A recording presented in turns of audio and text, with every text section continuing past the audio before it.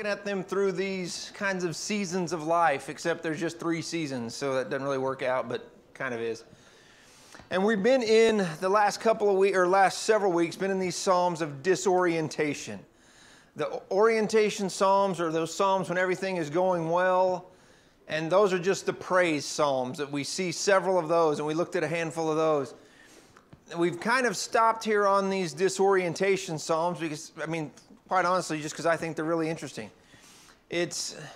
We see these writers, these psalmists, say some things to God and have some discussions with God that these go in that category of the lament psalms, and some of them are personal. It's just one person's individual problem here, and he's griping to God about something.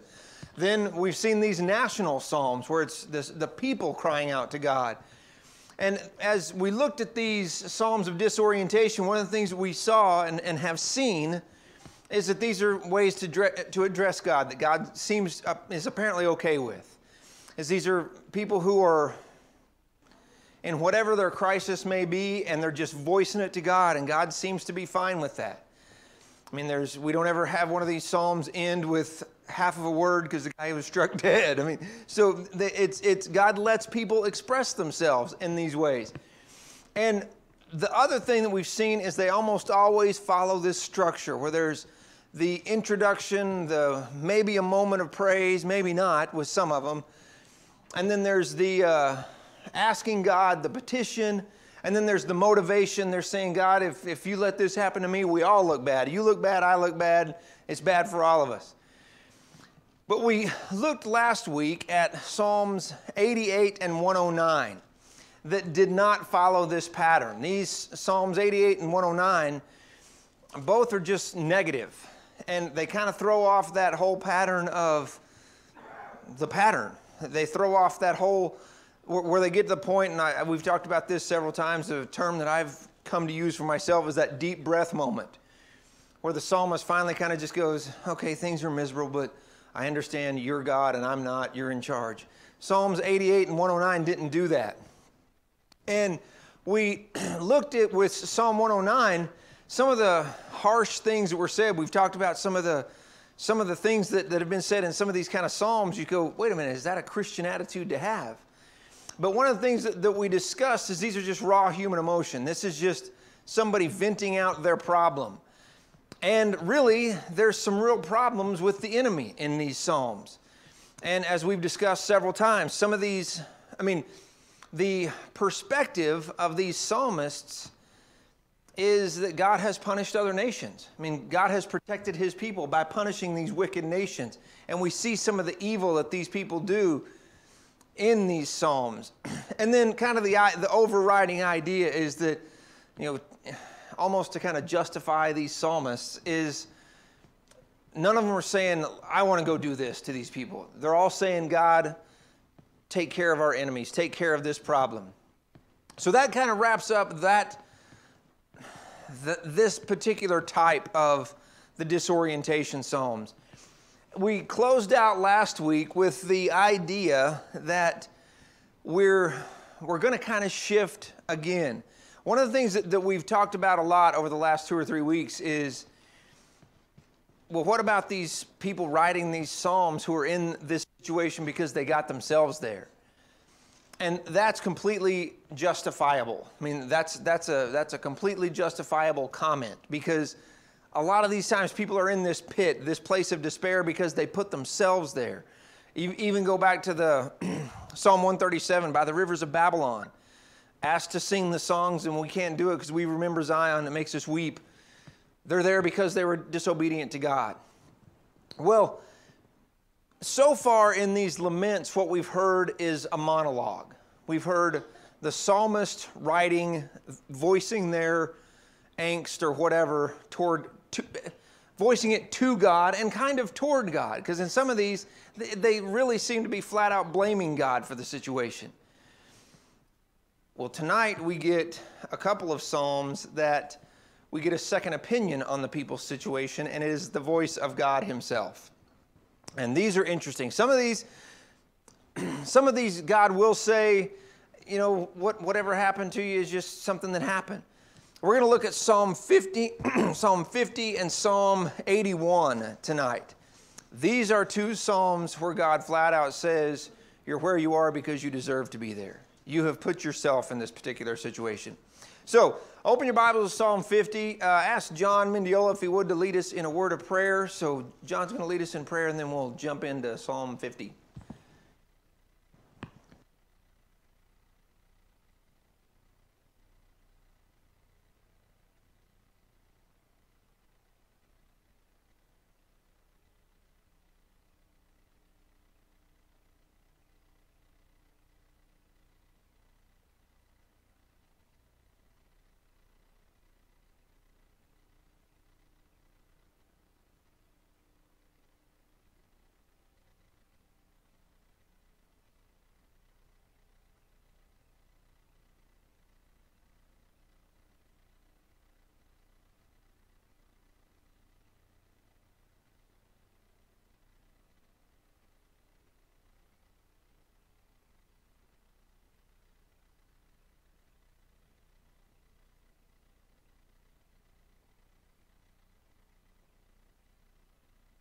Okay, so Psalm 50. Psalm 50 follows up Psalms 42 through 49, which are all attributed to Korah. Psalm 50 is the header on the top of it, in most of your Bibles probably says, a psalm of Asaph. This is one of 12 of Asaph's psalms. He was the guy who was the leader of the musicians in the temple under David's reign. So he's a contemporary of David. We don't know a great deal about him, but that's pretty much the gist of it. And this psalm also doesn't fit the pattern. These where it's God's voice being heard don't follow the standard lament pattern. It's like if this is a writer writing God's words, God can choose whatever pattern he wants to choose, and he certainly does here. In Psalm 50, it's presented like a courtroom scene, with God as, I guess you could almost say, as the prosecuting attorney and as the judge. Because God's laying out the case of why Israel is where they are, and then he also makes the judgment on them. This can be divided really into three sections. Verses 1 through 6 is the section where God enters the scene. And if you start to read, and we'll read through this in just a minute, but when you start to read the first few verses of Psalm 50, it sounds like a praise psalm. I mean, just look at it.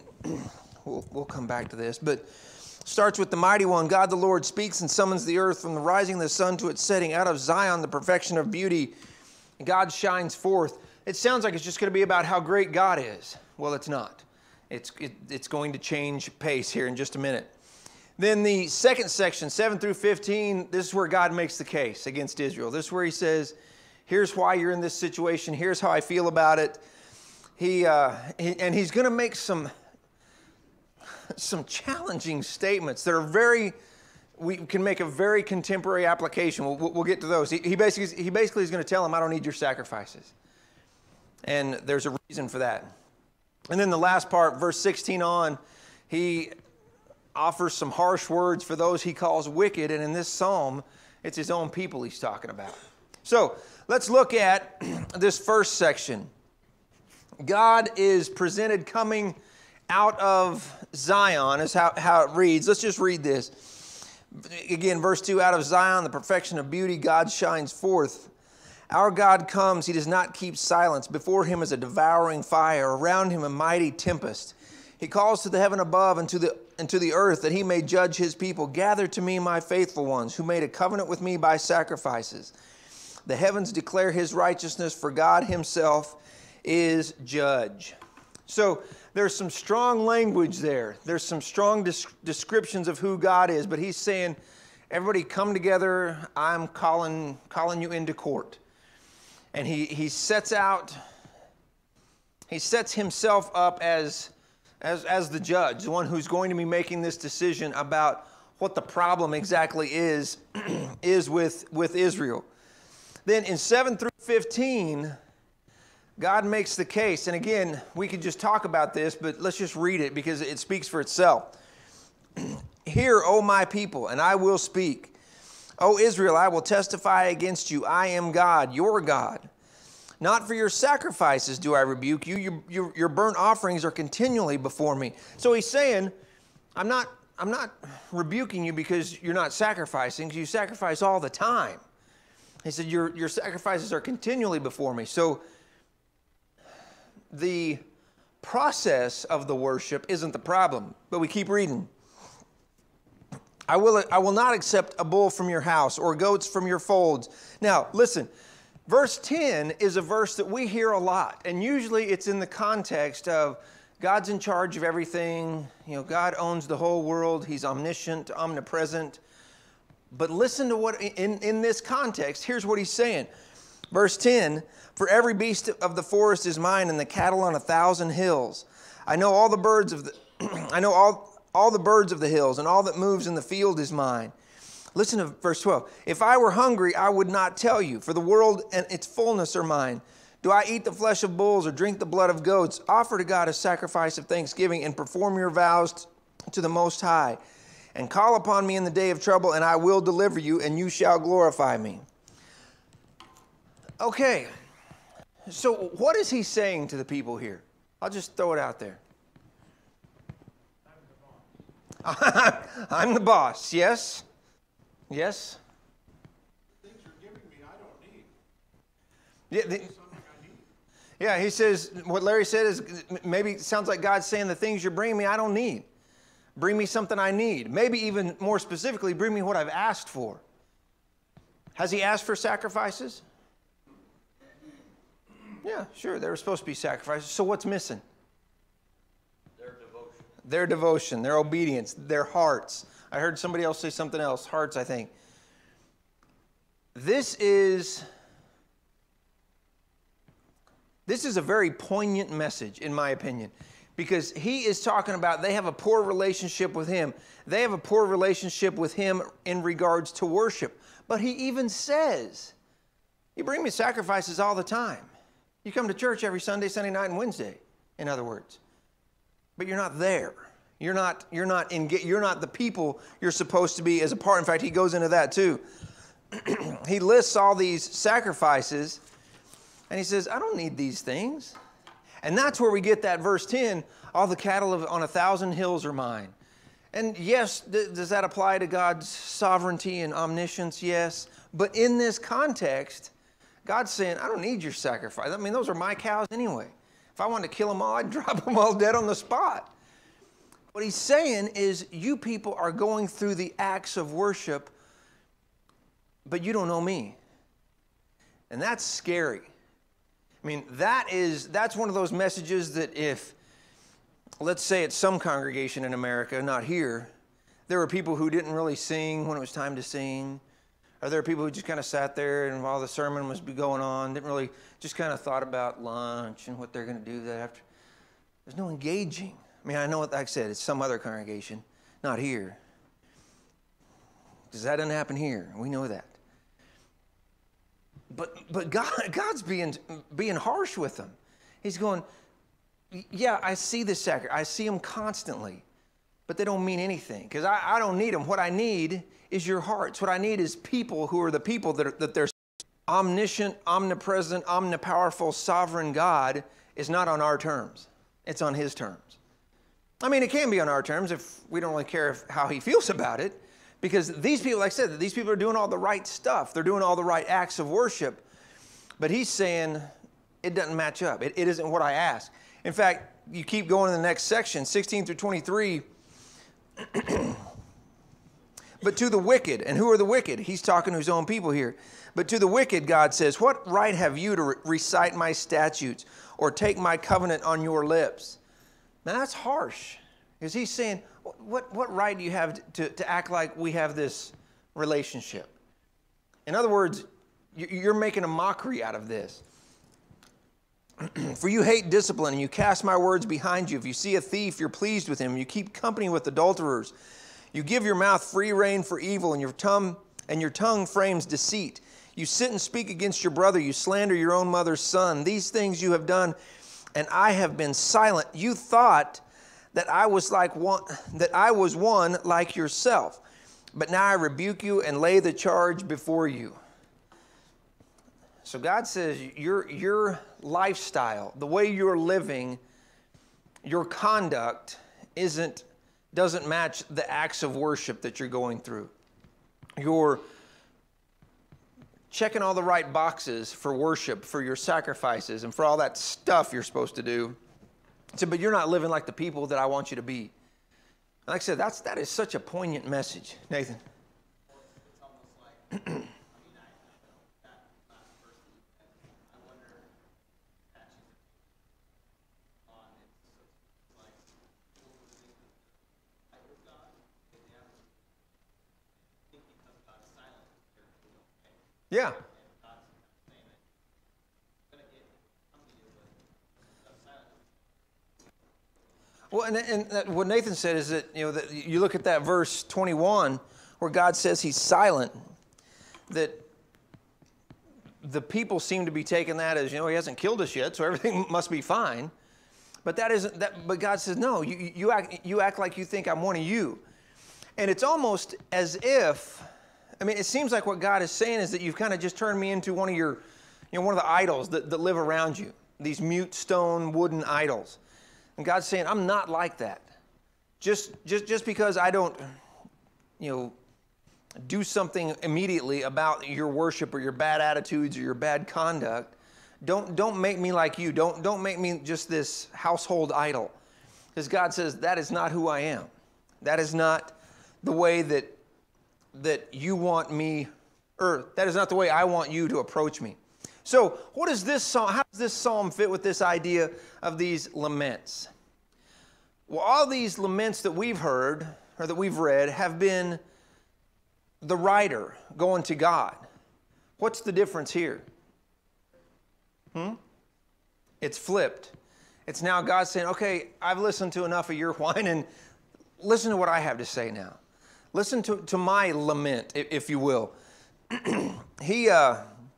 What we've seen so far with most of these, if not all of them that we've looked, at least all of them we've looked at, there's some that there does seem to be some remorse, but most of these Psalms, the writers don't seem to even want to look and see, well, maybe I've done something here. Maybe there's a reason I'm in this pit of despair. So in these, God goes, you know what, I'll tell you the reason. The reason things aren't going great for you is because here's how you've treated me. Here's how you've approached me. And God says that is not the way it's supposed to work. We get with this psalm, with Psalm 50, we get to see God's perspective. We get to see God's side of the equation. Look at the last two verses, 22 and 23. Mark this then, you who forget God. Okay, now remember when we read some of those other Psalms where David's saying, how long, O Lord? And you kind of read those and you go, wow, that's kind of those are some hard words to throw at God. Look at the words God throws back. You who forget God, lest I tear you apart, and there be none to deliver. The one who offers thanksgiving as his sacrifice glorifies me. To the one who orders his way rightly, I will show the salvation of God. I would say that, when we look at that pattern of these Psalms, this one almost kind of does, because it does leave with the glimmer of hope. The verse right before it isn't very hopeful, where God says, if you're going to do this, I'll tear you apart. But he ends with, but the one who comes to me the right way, the one who matches their conduct with their worship, matches their worship with, or approaches me in worship the way I want you to, the way you need to. He says, that one, I will show the salvation. So this one at least leaves us with a glimmer of hope, though. But what we see with this is God's making it very clear, you're in this situation because of your disobedience. We get to hear, instead of the psalmists all doing the talking, instead of the writers all doing the claim, we get to hear the voice of God. And God tells us very clearly how he feels about how our worship should be reflective of who we really are. Now, and we talked about this a few weeks ago too, I think. Does that mean we have to be perfect to come before God? Well, I hope not. We can't. We can't be perfect. But we know that God can see us as perfect because of Christ. And it goes back to that 1 John 1:7. If we're walking in the light as he is in the light, then the blood of Jesus Christ, his son, will continually cleanse us from our sins. And it's that whole idea of trying to stay right with God. The idea you get, or the picture you get here, is that these people were just literally, we're just kind of going through the motions. Yeah, we got to do a sacrifice, bring us a bull, bring us a lamb, bring us a goat, whatever. Let's do the sacrifice. And, let's move. And then he says, and then he talks about their real behavior. You see somebody steal something and you laugh. You see people being misused and you don't do anything about it. So it's not just the mistakes that we all make. It's a mindset. And God says, I don't want that. That's why he says, the cattle on 1,000 hills are mine. I mean, all the songs in the world that we can sing, God's heard before. I mean, put it in a contemporary setting for our worship. All the prayers, all the sermons, everything that we do as acts of worship, God knows all that. He's saying, I want your hearts right. I want you to be the people you're supposed to be. I want you to engage in worship the way I've asked you to engage in worship. So, like I said, Psalm 50 is kind of scary when you think about what God's talking about is their mindset and their mindset in worship and probably bigger picture, who they are as people who come to worship. I'm reminded of Matthew chapter 5, the Sermon on the Mount, verse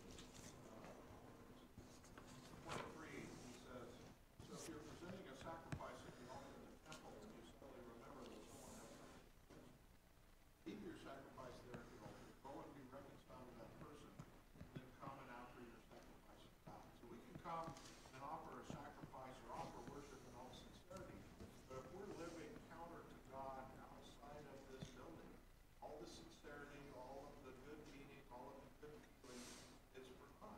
Yep. Yeah, what Larry says, just quoted from, where was that, Matthew 5? Matthew 5:23, where Jesus flat out says, if you come to lay something to offer your sacrifice, to bring something to the altar, and you remember you've got a problem, go deal with the problem.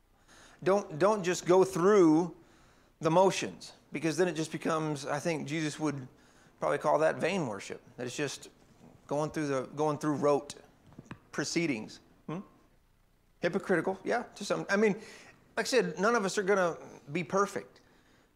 But it's the idea of, like the verse Larry just read, if you know there's something not working right in your life that you're not trying to deal with, and you just want to go through the motions of worship anyway, that's what God seems to be talking about here in Psalm 50. Any other thoughts on Psalm 50? Well, it shows God appreciates you being thankful. Exactly. He said one thing it does show you is that it shows that God appreciates us being thankful. God appreciates us being obedient. I mean, you know, I had a discussion recently with somebody talking about taking the Lord's Supper every Sunday. And, you know, that the other person's opinion was, doesn't that get old? I mean, doesn't that just make it into something that gets kind of old and stale and boring? And it's like, no. I mean, because God asked me to do that, I ought to be thrilled that I get to do it every Sunday. You know, I mean, if you have a problem with it being stale and boring, you maybe ought to take that up with God. And I told this person that, I think it was, I mean, it sounds terrible. I'm calling out my nephew who was here. When Jeremy was here for the lectureship a couple years ago, one of the things I wrote in my notes that he said he tells his teenagers, where he's a youth minister at North MacArthur in Oklahoma City, that they say, well, sometimes worship just seems so boring. And he said, I tell them, if worship is boring, it really might be the fact that you're boring. Because you're not fully engaged. You're not being a part of the worship like you ought to be. And that, like I said, that seems like what God is saying here. You as people aren't the people you should be, and you don't seem to really care that this is an offering, a sacrifice to God, and we get to hear God's thinking about it. Anything else? Okay, you may have seen this quote before. Turn over to Psalm 81. That's where we'll go next. For of all sad words of tongue and pen, tongue or pen, the saddest are these, it might have been. John Greenleaf Whittier. What does that mean? What does it mean when it says this, of all the words of tongue or pen, the saddest are these, it might have been? Regret? I could have had a V8. See, they just condensed it. They just didn't want to have to say all that. What else? Any other thoughts on that? Any kind of... You say something? Yeah. Could be talking about I had an opportunity but didn't take it. Had an opportunity and didn't take it. It's kind of like... you all know I'm a sports fan. ESPN does these 30 for 30 little documentary things, and they'll take some athlete that made a train wreck of their life, or something happened. They kind of tell the guy's story, and it always starts out with, "What if I told you there was this?" You know, it's, "What if I told you there was a guy who this happened to?" And one of the ones that to me was as interesting as any of them was one about Marcus Dupree, this guy that played football for OU back in the days when I was, when I was an OU fan. I've repented, but it was back in the early 80s, and the kid was going to be a star. He was huge, he was fast, he had it all, but he was just, it almost seemed, and he even says that he just didn't love the game. I mean, he liked playing, he knew he was good at it, but it wasn't a burning desire. And in that 30 for 30, this phrase comes up, you know, what might have been with this guy. And like I said, that's probably a poor sports analogy, but you see that a lot in sport. I saw a story yesterday about a kid that LeBron James played basketball with in high school, that everybody says he was better than LeBron and he got caught up in drugs and this and that, and it's like the what might have been type situation. Well, Psalm 81 is God kind of saying that about Israel. He's saying, just think of what you could have had. Think of how great things could have been with our relationship if not for your disobedience. He talks about the things that he could have done for them and through them had they just been as committed to him as he was to them. And in some ways, it's a sad psalm, but again, it's another time where we get to hear God showing his perspective about, we can see all through Scripture how God feels about obedience and how God feels about a relationship with us. But these Psalms are some of the few places where we actually get this kind of dialogue where God says, this is really how I feel about it. This is really, he gets to express the same emotions that the psalmists do. So look at Psalm 81. It's very similar to Psalm 50, but it almost is a little stronger. The first 5 verses, I'm just going to read the first 5 verses, and then we'll just kind of bounce through some of these. Sing aloud to God our strength. Shout for joy to the God of Jacob.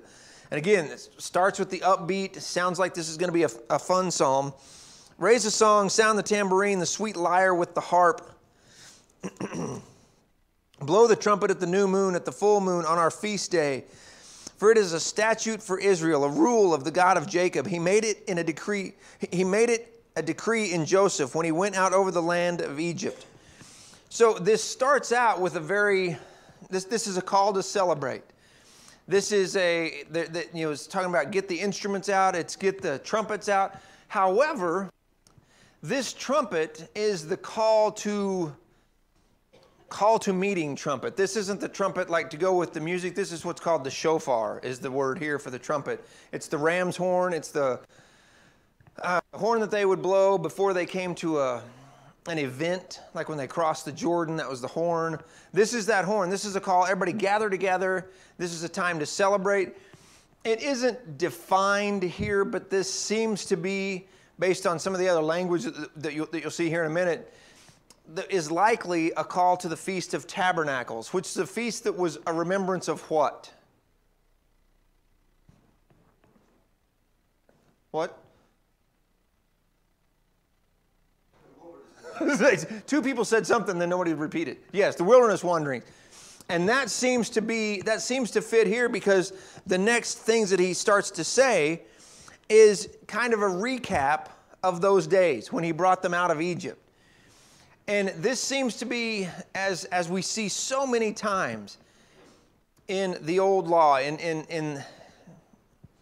really in Hebrew literature, that kind of reminiscing about what God has done for us. But this time it's God doing it. This time it's God saying, remember what I did for you.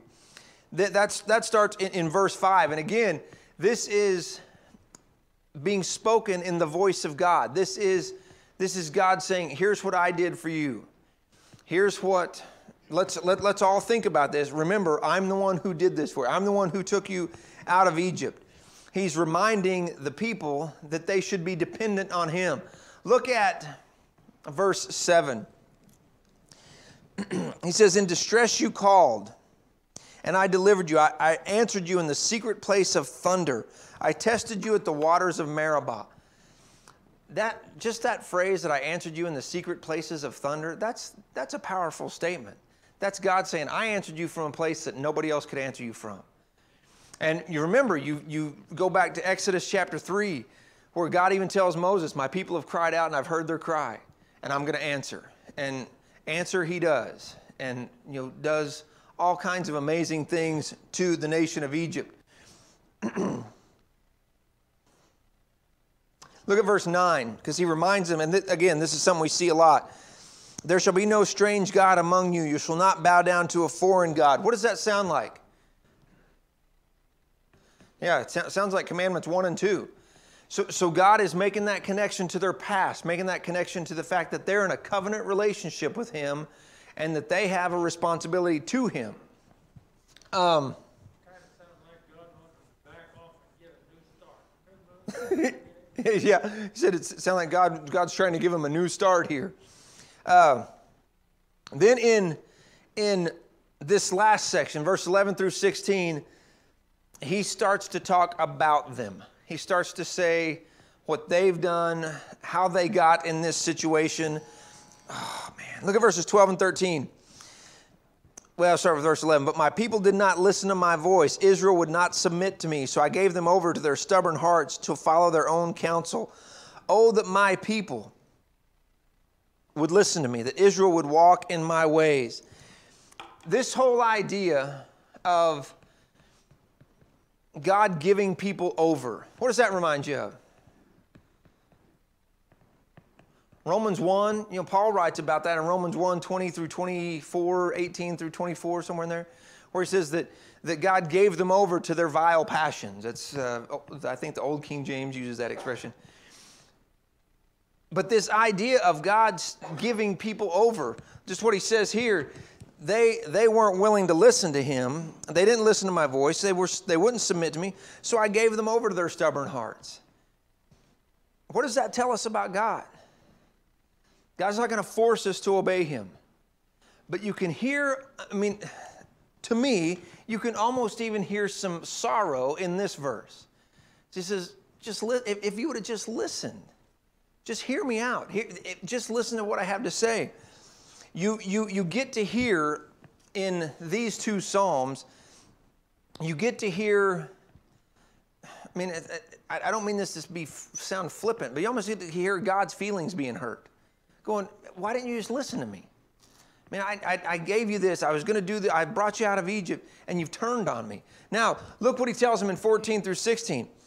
He says, here's what you could have had. I would soon subdue their enemies and turn my hand against their foes. Those who hate the Lord would cringe toward Him, and their fate would last forever. But He would feed you with the finest of the wheat, and with honey from the rock I would satisfy you. He's saying, you've made the decision to turn from me. That you've turned and walked away from my love. You've turned and walked away from the comfort that I was willing to give you. And he says, what you could have had was and I just think this particular phrase, he says, I'll protect you from your enemies, subdue their enemies, turn my hand against their foes. That's language that we see a lot. For some reason, this verse, but He would feed you with the finest of the wheat, and with honey from the rock I would satisfy you. Reminds me of Jesus in John 10, where He talks about that I've come that not just that you're going to have life, but have it more abundantly. That God doesn't say, I'll feed you. He makes this description of the finest wheat and bread covered with honey. He's saying, look how good it would have been. But you chose to turn your backs on me. So when we think about these two Psalms, And then I guess, like I said, I didn't have time to look into Romans 1 very much, but what we see is that God will let us climb down into our own pit. God will let us get into a place where we have to realize we put ourselves here. In these two Psalms, he makes it clear. This is your fault. You're in this situation because you chose it. And he's very clear about it. So next week, we'll start into the conclusion of this thinking. I mean, that Psalm 50, the last verse, did kind of give us the idea that there will be a way out, but it will be through God.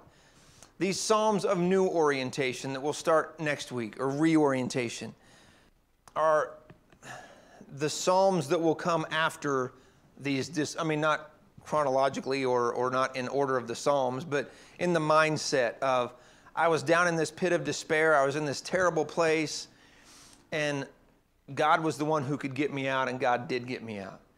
So we'll close this quarter with those, just because I don't want this to be the most depressing class you've ever been in for the whole time you've ever, because these disorientations, these are rough. I mean, these are God, like I said, these two in particular. The other ones have been the psalmist kind of griping at God. And we don't get God's response. You can just kind of visualize God sitting there going, okay, keep it up. Here, in these two, God goes, wait. I'll tell you why you're in that pit. I'll tell you why you're in this situation. And he makes the connection to disobedience, to the fact that God says, sometimes I'll let you choose your own path. Always God will let us choose our own path. But when we get in that spot where we go, why is everything so terrible? I think we could all use a dose sometimes. I know I could sometimes, of God going, you got yourself here. Don't blame me for this. I'm the way out, as we'll see in the next 2 or 3 weeks. God is the way out. And some of these Psalms of reorientation have some great pictures of that resuscitation, if you will, of being pulled out of the pit by God. Any thoughts? Okay, well, I appreciate your patience as I rambled, but we'll pick up with happy Psalms next week.